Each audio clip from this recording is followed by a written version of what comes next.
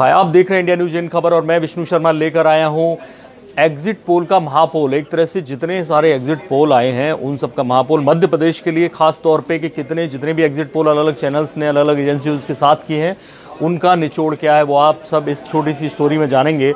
मध्य प्रदेश में मैं आपको बता दूं सालों से शिवराज सिंह की सरकार है, लेकिन जो अब एग्जिट पोल बता रहे हैं उससे लगता है कि उनके राज को खतरा है, शिवराज के राज को, और प्रॉब्लम आ रही है। 230 सीटों में से 165 सीटें उन्होंने जीती थी और 58 सीटें कांग्रेस को मिली थी, लेकिन इस बार माधवराव सिंधिया के बेटे ज्योतिरादित्य सिंधिया और कमलनाथ दोनों ने मिलके एक तरह से दिग्विजय को भले ही साइडलाइन में किया, लेकिन उनकी जो नर्मदा यात्रा थी लगता है रंग लाई है। और इस वक्त मैं आपको बता दूं कि जो न्यूज एक्स का सर्वे है वो 106 सीटें दे रहा है बीजेपी को और 112 सीटें दे रहा है कांग्रेस को और 12 सीटें अन्य के हाथों में जाती साफ दिख रही हैं। ये न्यूज एक्स का सर्वे है।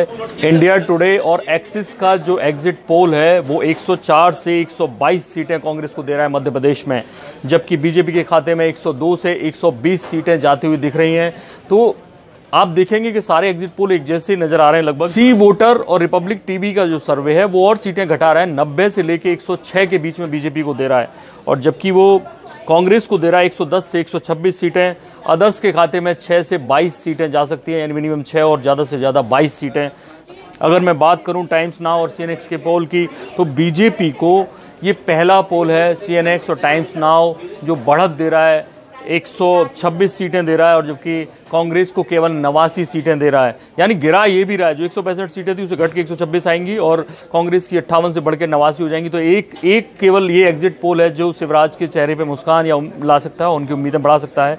जन की बात का जो एग्जिट पोल है वो बीजेपी को 108 से 128 सीटें दे रहा है और कांग्रेस को 95 से 115। एक तरह से वो कहीं ना कहीं ये जन की बात का जो है वो कहीं ना कहीं सीएनएक्स की लाइन पे है, और वो शिवराज की सरकार एक बार बनने का फिर से उम्मीद जता रहा है शिवराज के लिए।